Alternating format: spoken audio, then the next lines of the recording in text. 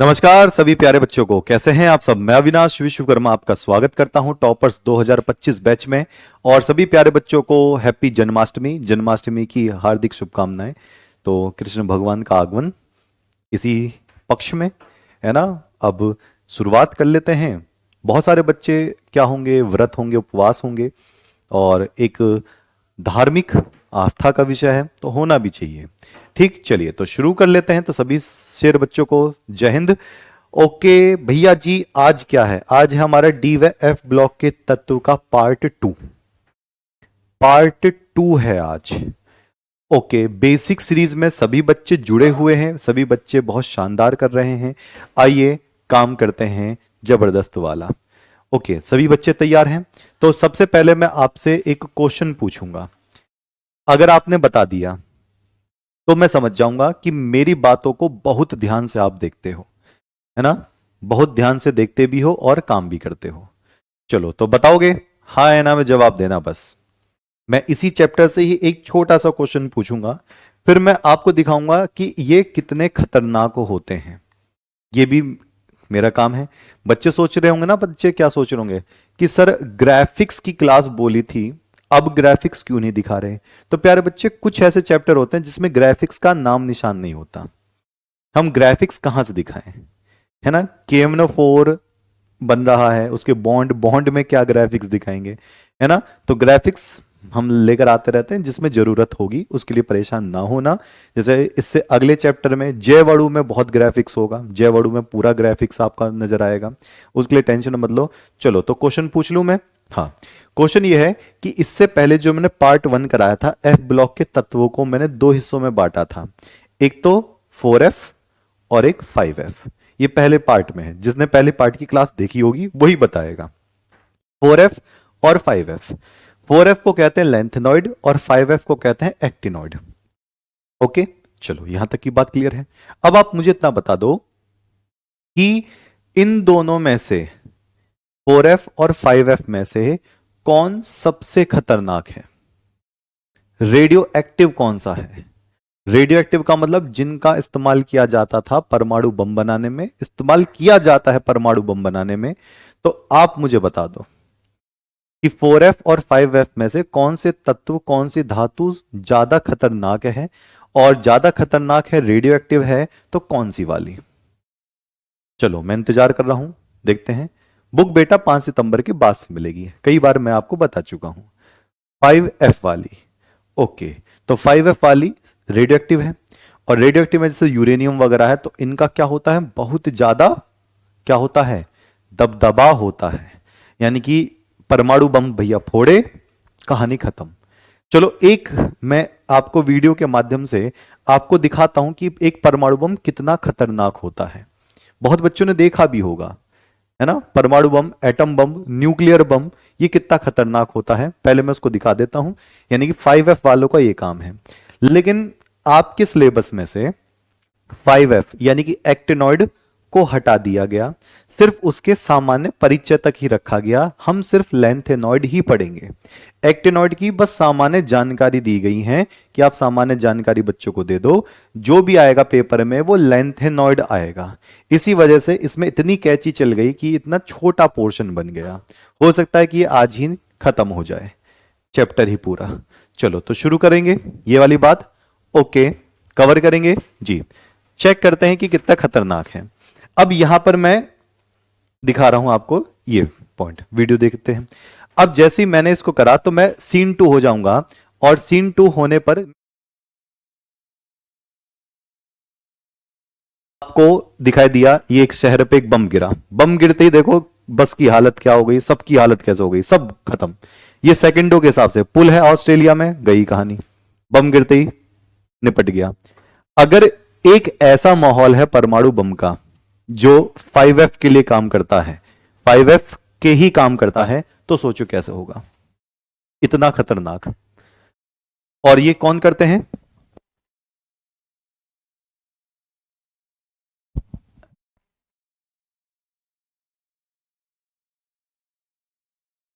चलो तो ये वाली बात है।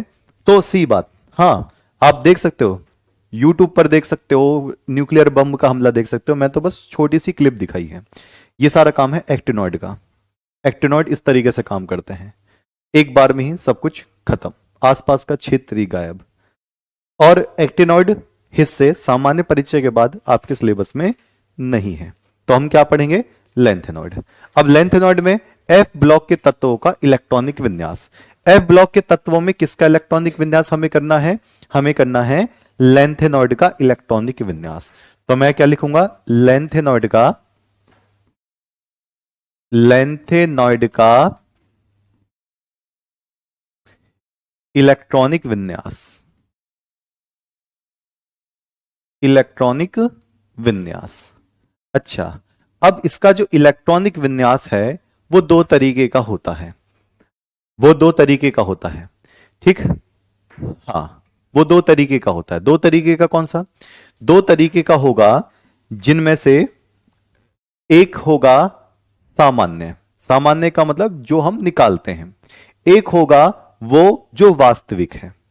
दो तरीके के इलेक्ट्रॉनिक विन्यास हैं, एक तो सामान्य और एक वास्तविक। सामान्य का मतलब आइडियल। आइए हमें इलेक्ट्रॉनिक विन्यास कैसे निकालते हैं। सबसे पहले हमें देखना है लेंथेनॉइड कहां से कहां तक होता है। तो लेंथेनॉइड होता है 57 से शुरू। 57 किसका होता है? La का, लेंथेनम का। और 57 से गाड़ी चलती है, गाड़ी चलते चलते चलते चलते चलते चलते चलते कहां तक पहुंच जाती है? 71 तक। 71 किसका होता है? Lu का होता है। क्या हमें पूरे नाम याद करने हैं? नहीं जी, पूरे नाम याद नहीं करने हैं। मैं आपको बताऊंगा कौन कौन से इंपॉर्टेंट है, ठीक। अब यहां पर La देखते हैं। La का नाम क्या है? लेंथेनम। लेंथेनम या लेंथेनियम भी बोलते हैं, लेंथेनम या लेंथेनियम। Lu का नाम क्या है? ल्यूटीशियम। Lu का नाम क्या है? ल्यूटीशियम है। ओके, अच्छा, इनका इलेक्ट्रॉनिक विन्यास कैसे लिखना है? पहले मैं 57 का एक बार लिख के दिखाता हूं। सामान्य इलेक्ट्रॉनिक विन्यास। कौन सा वाला? सामान्य, जो कि हम लोग निकालते हैं। सामान्य इलेक्ट्रॉनिक विन्यास। ये आपसे ना के बराबर पूछा जाएगा। इलेक्ट्रॉनिक विन्यास निकाल कर दो ना के बराबर, ठीक। ओके, चलो 57 से अब जरा देखना कैसे निकालते हैं। बहुत आसान सा काम है। आपको लिखना है आगे जीनोन, XE। आपको क्या लिखना है? जीनोन। अभी ध्यान से देखना, आपको लिखना है जीनोन। जीनोन लिखने का मतलब है कि आप 54 इलेक्ट्रॉन यहीं पर खर्च कर चुके हो। जीनोन, जीनोन क्या होता है? आपका अक्रिय गैस। इसका कहने का मतलब है जब लेंथेनम का इलेक्ट्रॉनिक विन्यास लिखने की बात है तो 57 इलेक्ट्रॉन को 1s2 2s2 ऐसे लिखोगे, सदियां बीत जाएंगी। तो एक अच्छा तरीका दिया। अच्छा तरीका क्या दिया? लेंथेनम का 57 है, फिर आगे 58 भी होगा, 59 भी होगा, 60 भी होगा, ऐसे होगा, ऐसे होगा, ऐसे होगा। तो लेंथेनम का 57 है, La हो गया। यहां पर क्या है? जिनोन। जिनोन का क्या है आपका? 54, ठीक। 54 इलेक्ट्रॉनिक आ गया। इसके बाद क्या लिखना है? इसके बाद लिखना है 4 5 और 6। इसके बाद क्या लिखना है? 4 5 6। 4 में लिखना है F, 5 में लिखना है D और 6 में लिखना है S। तो 4F 5D 6S, ठीक। इसमें आपको लिखना है 1, इसमें आपको लिखना है 2। मैं फिर से बता रहा हूं, सामान्य इलेक्ट्रॉनिक विन्यास में 4F 5D 6S होता है, लेकिन जो वास्तविक वाला होता है उसमें 5D गायब होता है। यह सामान्य का मतलब जो हम आइडियल बोलते हैं, जो हम क्या बोलते हैं? आइडियल, आदर्श, कि हम इस तरीके से लिखना पसंद करेंगे। अब आप देखो 5D1 और 6S2 ये फिक्स है, ध्यान रखना। 5D1 और 6S2 फिर से रिपीट करूं, इसको एक बार ध्यान से समझ लो। इसका करके दिखा देना, अगर कर दिया तो समझो कहानी क्लियर। लेंथेनम कितना है? 57 है। आप लिखोगे जिनोन। जिनोन के पास पहले से ही कितना होगा? 54 होगा, यानी कि 54 इलेक्ट्रॉन खाकर बैठा हुआ है। आपको 54 तक कुछ करने की जरूरत नहीं है। फिर 4F 5D और 6S। 5D में 1 दिखाना है और 6s में 2 दिखाना है। जब इसकी जरूरत नहीं पड़ेगी तो मैं आपको खुद दिखा दूंगा टेबल में, आप टेबल में देख लेना, टिक मैं लगा दूंगा, वही आपको करना है। अब मुझे बताओ इसने कितने इलेक्ट्रॉन खा लिए हैं। 54 यहां खर्च कर दिए, 1 यहां खर्च कर दिया, 3 यहां खर्च कर दिए, तो 54, 1 55 और 2 57, तो 57 तो पूरे ही खर्च हो गए।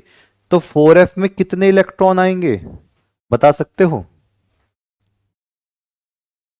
आपको लिखना ही है, जिनॉन का मतलब 54 इलेक्ट्रॉन खर्च हो गए, फिर आप लिखोगे 4f, फिर 5d, फिर 6s, ये लिखना है।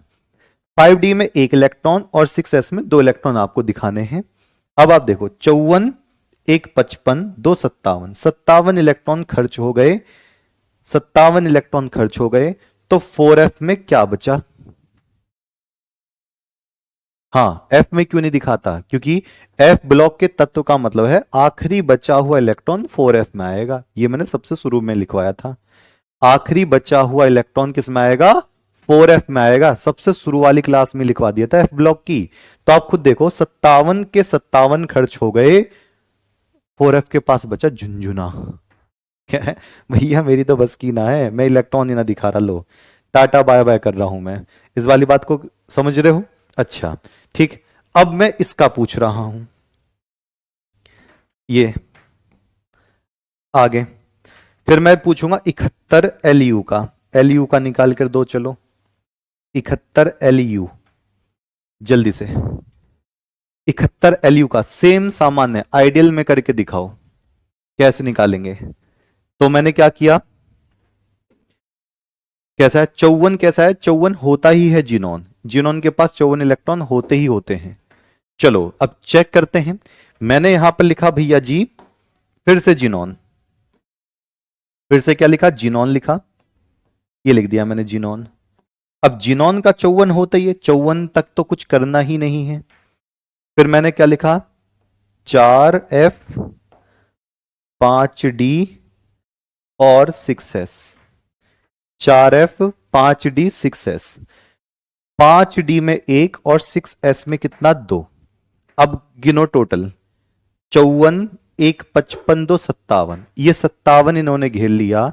तो बताओ 4f के पास कितने इलेक्ट्रॉन आएंगे? हसीम बिल्कुल सही, अनुज बिल्कुल सही, और सभी बच्चों का सही आ रहा है। ओके ठीक, तो देखो 54, 1 57 और 2, सॉरी 54, 1 55, 2 57, 57 यहां पर है तो 71 लगाने हैं। अब कितने इलेक्ट्रॉन बचे? 14 इलेक्ट्रॉन बचे, वो कहां जाएंगे? अंतिम 4f में जाएंगे। अंतिम किसमें? 4f में जाएंगे। तो आप यहां पर कितने इलेक्ट्रॉन दिखाओगे? 14 इलेक्ट्रॉन दिखाओगे। ये किसका हो गया? ल्यूटीशियम का हो गया। 71 वाले का आपने सामान्य लिख दिया। अच्छा, इसका मतलब हम सामान्य लिखने के आदी हो गए हैं, हम सामान्य बड़े आराम से लिख सकते हैं। अच्छा, तो क्या मैं सीरियम का सामान्य पूछ सकता हूं 58 वाले का? बिल्कुल पूछ सकता हूं, लेकिन वास्तविकता थोड़ी सी अलग होगी, उसमें 5d नहीं होता है। आइए चेक करते हैं। अगर मैं कहूं आप आइडियल बताओ, आइडियल का मतलब आदर्श, सामान्य, सामान्य इलेक्ट्रॉनिक विन्यास किसका पूछ रहा हूं मैं? 2 तरीके के होते हैं, आपको एक मैं बता रहा हूं, दूसरा अपने आप आ जाएगा।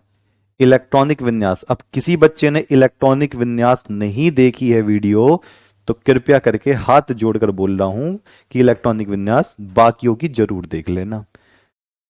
डी पर 10 क्यों नहीं लिया? क्योंकि ये पूरी तरीके से आफ्बाउ नियम से बाहर है ना, ये नियम से बाहर है, एफ ब्लॉक नियम से बाहर होते हैं, इस बात का ध्यान रखना है ना, तभी तो आफ्बाउ नियम सब पे काम नहीं करता। ठीक, चलो मैंने लिखा 58, 58 में आता है सीई, सीई को क्या नाम है? सीरियम। इसका सामान्य इलेक्ट्रॉनिक विन्यास बताओ, वास्तविक वाला मैं बताऊंगा। सीरियम लो करके बताओ कितना होगा। हाँ ये फिक्स है, एफ ब्लॉक वालों के लिए फिक्स होता है। 5d सामान्य में 1 होगा, वास्तविक वाले में 5d भी नहीं होगा, सिर्फ 6s ही काम करेगा। चलो ये है आपके सामने। आप मुझे बताओ इसको कैसे लिखना है। तो सीरियम 58 नंबर पर है, देखते ही पता लगा लिया कि 58 नंबर पर है। यहां पर है जिनॉन XE, ये 54 इलेक्ट्रॉन खा चुका है पहले ही। ओके, अब मैं यहां लिखूंगा 4F, मैं यहां लिखूंगा 5D, और मैं यहां लिखूंगा 6S। ये है 1, ये है 2, है ना। और वास्तविक वाले में ये 5D भी हट जाता है, सिर्फ 6S और 4F रह जाता है, लेकिन हमें करना है सामान्य। ठीक, चलो अब जरा गिन लेते हैं। आपको खुद पता चल गया, 54 ये रहा, और ये 3 मिलाकर 57, ये 57 घेर रहे हैं, हमें 58 दिखाने हैं। तो 4F में कितने इलेक्ट्रॉन आपको दिखाना पड़ेगा? 4F में 1 इलेक्ट्रॉन आपको दिखाना पड़ेगा, 4F में 1 इलेक्ट्रॉन आपको दिखाना पड़ेगा। ठीक, 1 इलेक्ट्रॉन, खुद देखो ना, 54 ये रहा, 57 यहां पर खर्च हो रहे हैं, तो 1 इलेक्ट्रॉन आपको दिखाना पड़ गया, हो गई कहानी। अच्छा, अब मैं GD का देखता हूं, गैडोलिनियम 64, किसका? 64। लो, एक इसका करके दिखाओ, 64 GD, इसका नाम क्या है? Gadolinium, gadolinium. लो, इसका करके दिखा दो, गैडोलिनियम के 4F में कितने इलेक्ट्रॉन आएंगे? गैडोलिनियम के 4F में कितने इलेक्ट्रॉन आएंगे, जल्दी से बता दो शेर। गैडोलिनियम का 64 होता है। फिर मैं वास्तविक वाला बताऊंगा, और वास्तविक वाले में कुछ नहीं करना, बस बस 5D हटाकर सारे इलेक्ट्रॉन 4F की तरफ भेज देने हैं। ओके, कर दिए?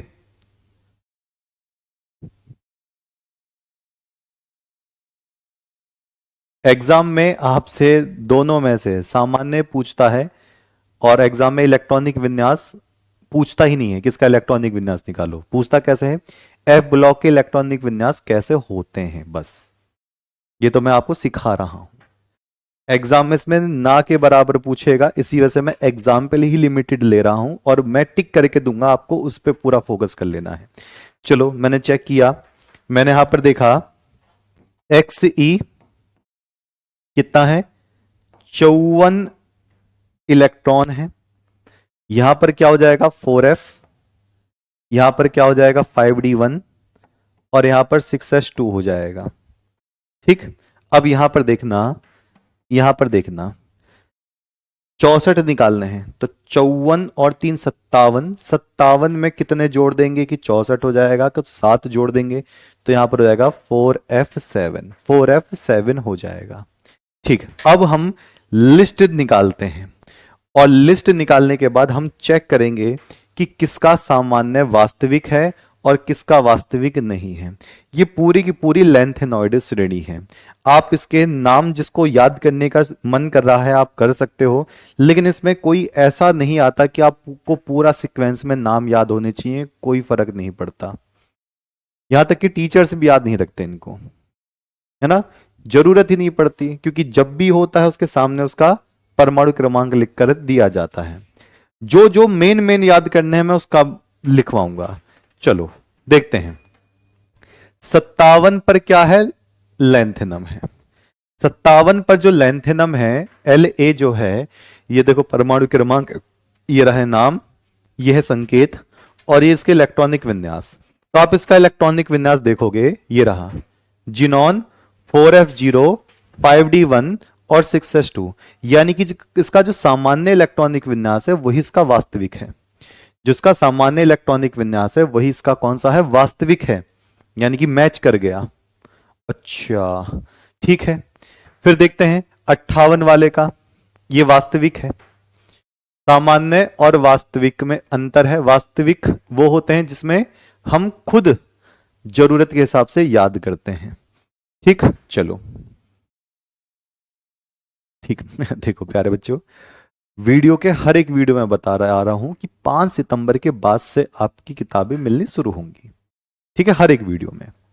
तो वो कौन से बच्चे होते हैं जो बार बार छूट जाते हैं कि सर किताब कब मिलेगी, किताब कब मिलेगी? टेंशन क्यों ले रहे हो, है ना। और आप खुद सोचो, ये जो किताब है ये आपको इनहेंस करने के लिए है। इनहेंस करने का मतलब होता है कि आपके हाथ में कुछ ऐसी चीज हो जिसको देखकर आपको तसल्ली मिले। नहीं तो पिछली बार बिना किताब के भी टॉपर्स बनाए हैं, है ना। तो किताब से आपको ये आइडिया लग जाएगा कि हाँ ये सब होता है। आप मेरी क्लास पूरी कर लो, आपको किसी किताब की जरूरत नहीं पड़ेगी। बस ये है कि बच्चे चाहते हैं कि किताब चाहिए तो बिल्कुल मिलेगी। और किताब जो मार्केट में आती हैं दूसरी, जैसे कि जो किताब बना रहे उसमें सारांश है, उसमें हमने ट्रिक्स दे रखी है, पीछे के पॉइंट्स दे रखे हैं, है ना, मॉडल पेपर के टाइप से क्वेश्चन भी दे रखे हैं, ये सारा बना के दे रखा है पेपर के हिसाब से। तो ये आती मार्केट में कब है, नवंबर के टाइम में। हम आपको सितंबर में ही दे रहे हैं, तो जरूरत ही नहीं है, वैसे किसी भी किताब की जरूरत नहीं है। ठीक है। एक बच्चा कह रहा है पैसे भी मिलेगा, हाँ गाड़ी भी मिलेगी, मर्सिडीज गाड़ी भी मिलेगी, सब कुछ मिलेगा, है बेच दो अपने आप को, है। चलो ओके। तो 57 लेंथनम, ये क्या हो गया, ये हो गया। अगर मैं सीरियम की बात करूं, अभी कराया था सीई, तो जीनॉन 4F1 5D1 6S2। ठीक, फिर मैंने कौन सा कराया था, गैडोलिनियम कराया था, गैडोलिनियम जीडी था, और ये तो कौन सा 4F7 5D1 6S2। एक बार मैं इसका सीन 2 लगा देता हूं जिससे कि आप इसको ध्यान से देख सको। ठीक है, ध्यान से देख सको। देखो ये रहा, ये उसके बाद मैंने आपको कौन सा कराया था, 71 कौन सा, ल्यूटीशियम एलयू, और एलयू में मैंने आपको कराया था ये रहा 4F14 5D1 और 6S2। यानी कि जो आप ये देख रहे हो, ये वाला, ये वाला, ये वाला, ये वाला, इनका सामान्य, इनका वास्तविक है। लेकिन बाकी सब में अगर आप देखोगे, लेकिन बाकी सब में आप देखोगे तो सब में 5D गायब है, सब में 5D गायब है। अगर 5D गायब है तो 5D का एक इलेक्ट्रॉन गया कहां, तो 5D का एक इलेक्ट्रॉन गया है 4F में। निकाल के देख लें, चलो निकाल के देख लेंगे। बाकी सब में जिस पे मैंने टिक लगाए हैं यही इसका सामान्य है, यही इसका वास्तविक है। बाकी सब में 5D ही गायब है, देख लो। और 5D अगर गायब है तो उसका एक इलेक्ट्रॉन किस में गया है, 4F में गया है। एक इलेक्ट्रॉन किस में गया है, 4F में गया है। एक करके देख लें, चलो एक करके देख लेते हैं। मैं ले लेता हूं कौन सा, इटरबियम वाला, कौन सा वाला, इटरबियम वाला, YB वाला, ये ले लूं। इसका कितना है, 70 है। फिर हम इस वाले टेबल पर आते हैं। चलो मैंने दिखाया 70 YB इटरबियम, इटरबियम। ठीक, मैं इसका सामान्य लिख रहा हूं, फिर इसका वास्तविक लिखूंगा, सामान्य। चलो यहां पर XE, यहां पर 4F, यहां पर 5D, और यहां पर 6S। जिनॉन ने 54 इलेक्ट्रॉन खा लिए, एक यहां पर, दो यहां पर, कितना हुआ, 54 और 3 57। 57 की जगह अब यहां पर 4F में कितना आएगा, जल्दी से बता देंगे। यहां पर आएगा 13, खुद देखो, 54 3 57, टोटल कितने बढ़ने थे, 70। तो 4F में कितने इलेक्ट्रॉन आ गए, 13 आ गए। ये देखिएगा, एक बार चेक करिएगा। हाँ 5D वाले अपवाद हो जाते हैं, तभी तो मैं कह रहा हूं। अभी सारी बात बताता हूं, पहले आप इसको अपने हिसाब से भरो। लो मैं मिटो दे रहा हूं, बताओ 13 आएगा, कितना आएगा, अपने हिसाब से सामान्य भरो, फिर मैं बता रहा हूं। अंकुचन नहीं पढ़ाए हैं सर, अरे भैया काहे नहीं रुकते हो। संकुचन, अंकुचन वही है, अभी रुक तो जाओ पहले। देखो 4F 5D1 और 6S2, पहले अब अपने हिसाब से भरो।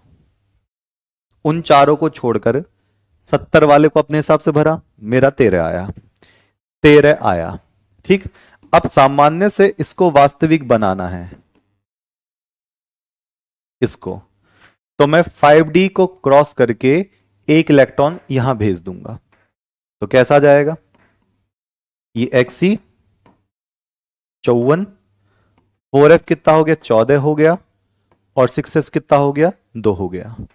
देख लें, ये रहा इटरबियम 70वें नंबर पर, YB 70वें नंबर पर, और आप खुद देखो 4F 14 और 6S2 इन चारों को छोड़कर बाकी सब में यही काम करना है।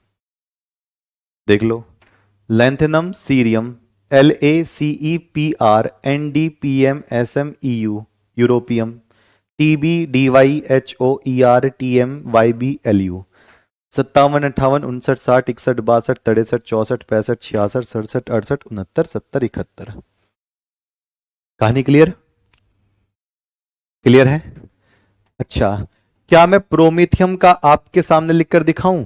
आप बनाओगे इसको? हाँ, एक बार में अगर आ गया तो भैया भगवान, एक बार में नहीं आया तो इंसान, वो भी समझ में नहीं आया तो राक्षस है। ये एक संस्था के रूप में काम करता है पूरा का पूरा क्रम। लेकिन इसमें ऐसा कुछ है ही नहीं जो आपकी समझ में ना आ रहा हो। ठीक, अच्छा, चलो अब मैं कौन सा ले लेता हूं, प्रोमीथियम ले लेता हूं, पीएम वाला। आप इसको सामने से देख लो एक बार, 61वें नंबर पर है, वास्तविक वाला आप बनाना। लो, कौन सा ले रहे हैं? पीएम। चलो देखते हैं वास्तविक वाला लिख पाओगे नहीं। पीएम कौन से नंबर पर है भैया? 61वें नंबर पर है। लो, बनाकर दिखाओ इसका असली वाला इलेक्ट्रॉनिक विन्यास कॉपी पर। 61 पीएम,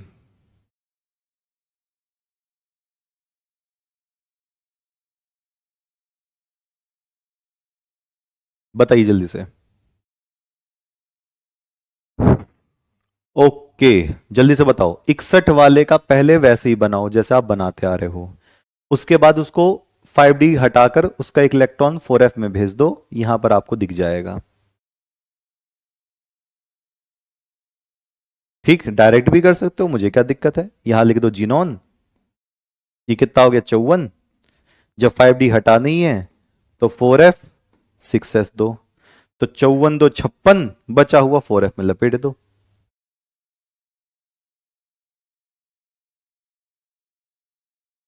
बताओ, 54 और 2 56, 61 करने हैं, बाकी बचा हुआ 4F में लिख दो, कितना आएगा? बाकी बचा हुआ भैया 54 2 56, तो कितना बचेगा? 5। चेक करें, प्रोमीथियम ये रहा, 4F5 6S2। लो, कौन सी बड़ी बात है, एक क्रम में याद हो जाएगा। कहानी क्लियर आई? लो, तो इसमें से मेन मेन कौन से याद करने हैं? जो जो मेन है मैं टिक लगा रहा हूं। एक तो लेंथनम पे प्रैक्टिस करनी है प्यारे बच्चों आपको, टिक दूसरे से लगाऊं। एक तो 57 वाला कर लेना है, एक 58 वाला कर लेना है, एक 64 वाला, एक 63 वाला, और एक 70 वाला, और एक 71 वाला, ये जरूर कर लेने हैं। ठीक है, ये वाला, ये वाला, एक आपको 63 वाला, एक 64 वाला, और एक ये, और एक ये, 1 2 3 4 5 6, ये 6 जरूर कर लेने हैं, लिख लिख कर इनके इलेक्ट्रॉनिक विन्यास। ठीक है, अच्छा, अब जरा ध्यान से देखना, अब जरा ध्यान से देखना। मैंने एक क्वेश्चन लिया है, ये जो लेंथ नॉट संकुचन है ये मैं कल करवाऊंगा। अब मैंने क्वेश्चन लिया है, अब जरा ध्यान से देखना क्वेश्चन के हिसाब से। लेंथेनॉइड, आराम से इसी वजह से चल रहा हूं, लेंथेनॉइड के तत्वों के आयन, आयन का स्थायित्व, लेंथेनॉइड के तत्वों के आयनों का स्थायित्व, तो क्या होगा? वे आयन जिनका विन्यास, जिनका विन्यास, विन्यास 4F0, जिनका विन्यास 4F0, 4F0, एक सेकंड बस।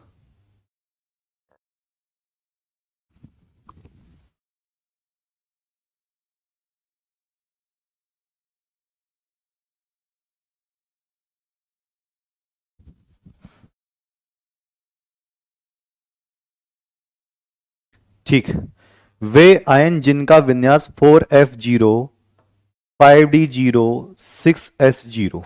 घूम फिर के कहने का मतलब जिनका विन्यास F0 F7 व F14 हो जाए वे आयन स्थायी होते हैं।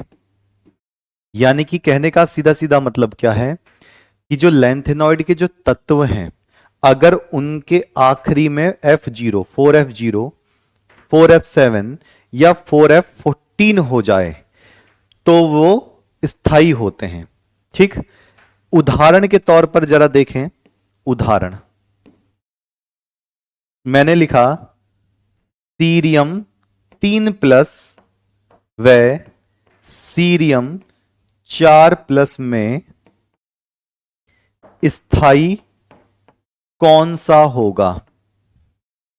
ये अब आ गई कहानी। ठीक, चलो अब देखते हैं। वे आयन जिनका विन्यास, यानी कि आखिरी में सिर्फ क्या बचा हो, 4F0 खाली, 4F7 अर्धपूर्ण भरा हुआ और F14 पूरा भरा हुआ। अगर तीनों में से कोई सा दिखाई दे रहा है तो वो जो आयन होगा वो स्थायी हो जाएगा, उसकी सरकारी नौकरी लग जाएगी। उदाहरण मैं ले रहा हूं, सीरियम 3+ और सीरियम 4+ में से कौन सा स्थायी होगा? ये बिल्कुल वैसे ही है जैसे आपका डी ब्लॉक वाली। ठीक है, अब जल्दी बता दो। तो पहले मैं सीरियम तो लिखना पड़ेगा, तभी तो सीरियम 3+ सीरियम 4+ लिखूंगा। चलो तो लिखता हूं। तो मैं यहां लिखता हूं पहले सीरियम 3+। पहले मैं लिखूंगा सीरियम का, सीरियम कितना होता है 58। तो मैं लिखना शुरू किया, मैंने लिखा Xe 54 होता है इसके पास। आगे 4F5D1 6S2, तो यहां पर कितना होगा 4F1 होगा। ठीक, अब मैंने यहां पर सीरियम 3+ और सीरियम 4+ लिए हैं, तो पहले मैं सीरियम 3+ लिखता हूं। तो देखता हूं सीरियम 3+ में क्या आएगा।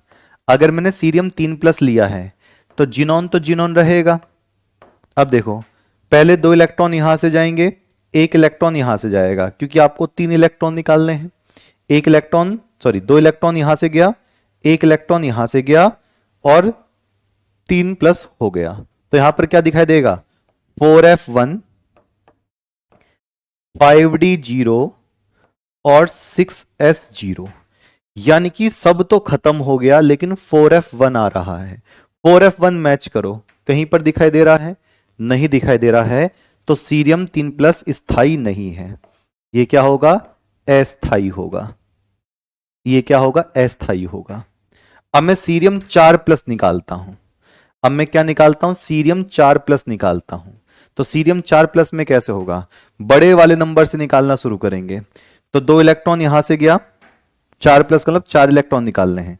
2 यहां से गया, 1 यहां से गया, 1 यहां से गया, चारों के चारों निकल गए, खाली हो गया। तो यहां होगा जिनॉन 4F0 5D0 6S0। ये तो पूरे खाली हैं जो कि जरूरी है। और ये क्या हो गया, F0 हो गया। अब F0 नजर आ रहा है आपको? हाँ, F0 नजर आ रहा है। ये खाली होने जरूरी है। F0 नजर आ रहा है। अगर F0 नजर आ गया तो सीरियम 4+ क्या होगा, स्थायी होगा। सीरियम 4+ क्या होगा, स्थायी होगा। सीरियम 4+ क्या होगा, स्थायी होगा। ओके, अच्छा, उदाहरण में अगला ले रहा हूं। अगला देखते हैं बताते हो या कैसे करते हो। ठीक, यानी कि इसको करने के बाद, सीरियम को करने के बाद आप बहुत आराम से, ये वाला स्थायी नहीं है, ये वाला स्थायी है, आप बहुत आराम से ऐसे क्वेश्चन को तो लपेटा लगा दोगे। बिल्कुल सही। अच्छा, तो ध्यान रखना, इन सबको 0 के बाद F0 F7 F14 देखना है बस। चलो अगला क्वेश्चन में देखता हूं, अगला क्वेश्चन कौन सा होगा। मुझे बताओ, जीडी जीडी जीडी कितना दिखाए थे हम, जीडी 64 दिखाए थे। चलो तो मैं यहां पर ले रहा हूं, लो अगला उदाहरण, आप बताना। GD3+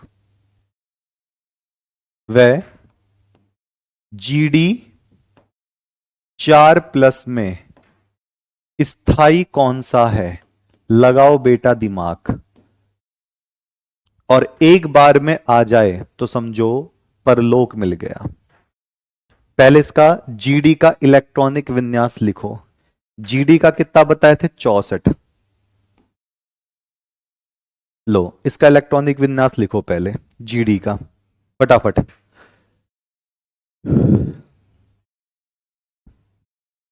जल्दी से बता दो। आज कम बच्चे लाइव हैं, 2200 बच्चे ही पढ़ रहे हैं, जन्माष्टमी मना रहे हैं। आर्यन कुमार का आंसर सबसे पहले आया है GD3+, फिर राखी का आंसर आया है। ठीक, आज क्लास यहीं तक रहने दो सर। ब्रेकफास्ट है, ब्रेकफास्ट होता है, फास्ट होता है। GD3+, GD3+, GD3+ बच्चे बोल रहे हैं, GD4+ कोई नहीं बोल रहा है। अच्छा, GD3+ बोल रहे हैं बच्चे, स्थाई होगा। GD4+ नहीं बोल रहा कोई। GD4+ वाला भी बच्चा है। GD3+, अच्छा चेक कर लूं, चेक कर लूं फर्स्ट वाला।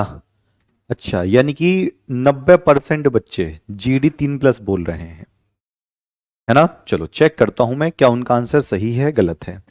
सबसे पहले मैं GD का लिख लेता हूं, तो यहां पर मैंने लिख लिया है XE,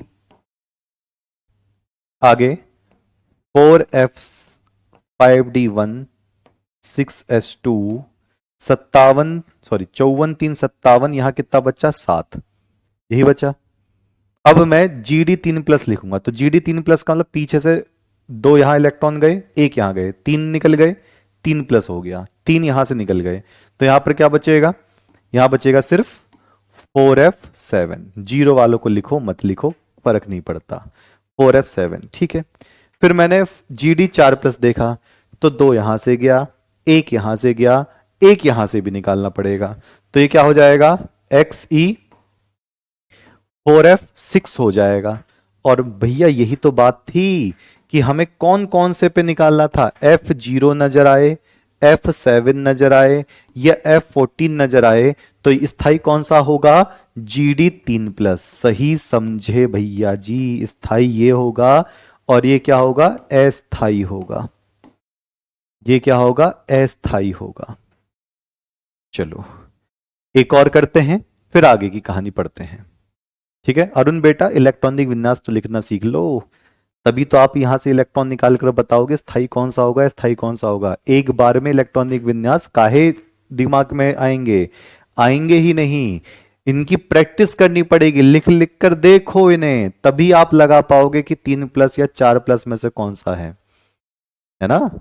चलो एक और करके देखते हैं। उदाहरण नंबर अगला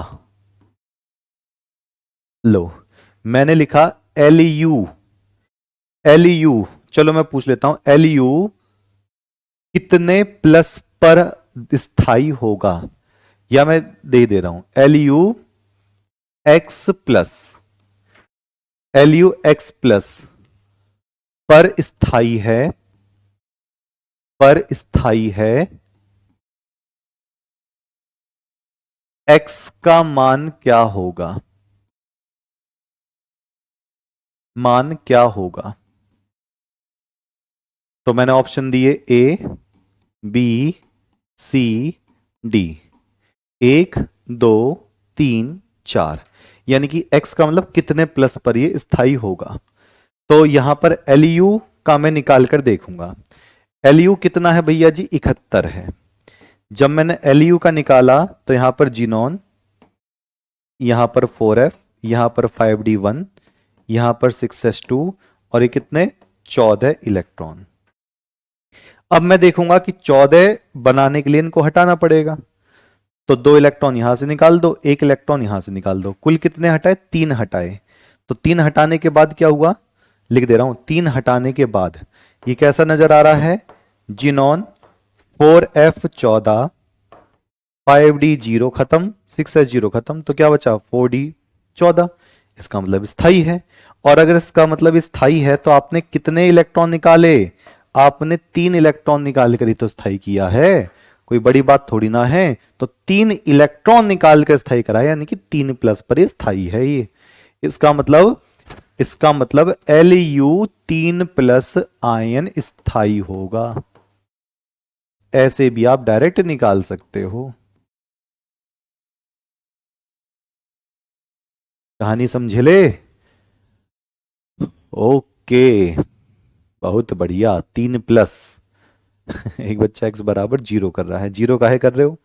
ये तो 0 करने पड़ेंगे ना पहले, तो जब 3 इलेक्ट्रॉन निकाले हैं तो यहां 3 आ जाएगा सीधा सीधा। ओके, चलो। अब अगला क्वेश्चन वही बच्चा कर पाएगा जिसने डी ब्लॉक की क्लास सही से देखी है। डी ब्लॉक की क्लास सही से देखी है।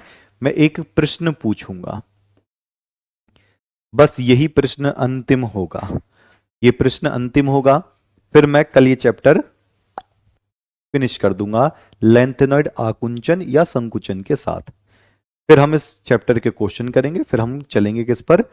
उपसहसंयोजन यौगिक पर। इस पूरे किताब का आखिरी चैप्टर वो होगा, फिर हम नेक्स्ट चैप्टर पे कूदेंगे।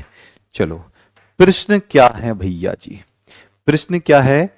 सीरियम 3 प्लस एक ऑक्सीकारक है या अपचायक है? एक ऑक्सीकारक या अपचायक है? Question mark. इन दोनों में से कौन सा होगा? अब बच्चों का दिमाग सुन्न हो गया होगा, जबकि मैंने ऑक्सीकारक और अपचायक पर पूरा एक दिन लगाया था। बताओ, तुक्का मत मारना। शुभम यादव सर, हम आपका एक वीडियो बनाए हैं, बहुत बढ़िया, शाबाश, है ना? पर फोकस पहले पढ़ाई पर, वीडियो वगैरह तो बनती रहेगी। बता दो जल्दी से। और अगर इस क्लास से नहीं समझ में आया तो आप कहीं भी क्लास में नहीं समझ पाओगे। आपको पहले के कंसेप्ट, जब भी आप कभी बीच में क्लास में आते हो तो ये बात ध्यान रखो कि चैप्टर के शुरू से देखते हुए आओ। बीच क्लास में कूद कर आओगे, नहीं समझ में आएगा, चैप्टर घंटा कर देगा। क्या घंटा कर दूंगा मैं तुम्हारा। तो शुरू से देखो। और मेरे ख्याल से सिर्फ 10-15 बच्चे ऐसे हैं जो बीच में कभी कभी कूदे आते हैं, है ना? तो इसलिए जब आप चैप्टर उठाओ तो शुरू से उसको देखो, शुरू से देखो, लिखो, शुरू से देखो, लिखो। बैकलॉग भी पूरा हो जाएगा और लाइव में भी कूद कर आ जाओगे, ठीक है? देखो, सब बच्चों ने सही आंसर दिए हैं, सारे बच्चों ने सही आंसर दिए हैं, 2-3 बच्चों को छोड़कर बस सारे बच्चों ने सही आंसर दिए हैं। चेक करें, देखो, सीरियम 3 प्लस अभी किए थे। सीरियम 3 प्लस का मतलब यहां पे जिनॉन, यहां पर 4f1, बाकी सब 0 हो गया था। ये तो आया था 5d 0 और 6s 0, इसका तो कोई काम ही नहीं है, इसको तो क्यों लिख रहे हैं हम? तो ये 4f1 है। अब 4f1 है तो मैं ये देख रहा हूं कि इसको स्थायी कैसे करूं। इसको स्थायी करने के लिए मुझे क्या करना पड़ेगा? F0 करने के लिए एक इलेक्ट्रॉन निकालना पड़ेगा। इलेक्ट्रॉन निकालना पड़ेगा, यानी कि इलेक्ट्रॉन निकाला। और जो इलेक्ट्रॉन निकालता है वो क्या होता है? अपचायक होता है। जो स्थायी बनने के लिए इलेक्ट्रॉन को निकाल देता है वो अपचायक होता है। तो इसका आंसर क्या होगा? अपचायक होगा। तो इसको लिखेंगे कैसे? ये लिखने के बाद इसको बड़े आराम से सुंदर सुंदर लाइन में ऐसे लिखेंगे, सीरियम 3 प्लस अस्थाई विन्यास रखता है। अस्थाई विन्यास F1 रखता है, जो स्थायी विन्यास बनने के लिए, जो स्थायी विन्यास F0 प्राप्त करने के लिए एक इलेक्ट्रॉन को निकाल देता है, निकाल देता है, जिस कारण सीरियम 3 प्लस एक अपचायक एक अपचायक पदार्थ है। एक अपचायक है।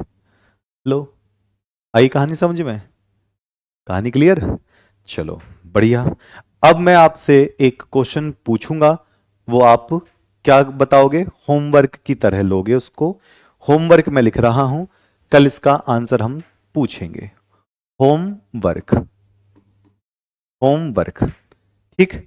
होमवर्क में मैंने 68 वाले का यहां पर मैं नाम पूछूंगा और 68 वाले का वास्तविक इलेक्ट्रॉनिक विन्यास। ये होमवर्क तैयार करके रखना। वास्तविक विन्यास, एक तो 68 वाले का यहां पर संकेत क्या होगा, आप देख कर भी लिख सकते हो, कोई जरूरी नहीं कि याद ही हो, लेकिन ये जो विन्यास है ये आपका इंपॉर्टेंट होगा, ये आपको बताना होगा। ठीक है, चलो एक झलक दिखा दूं, याद रखोगे? लो एक झलक देख लो, 1 2 3, 1 2 3, 1 2 3, देख लिया? देख लिया, ओके। चलो, तो इसका सिंबल और इसका वास्तविक विन्यास। ठीक, चलो तो मिलते हैं आपसे कल इसी समय पर ही।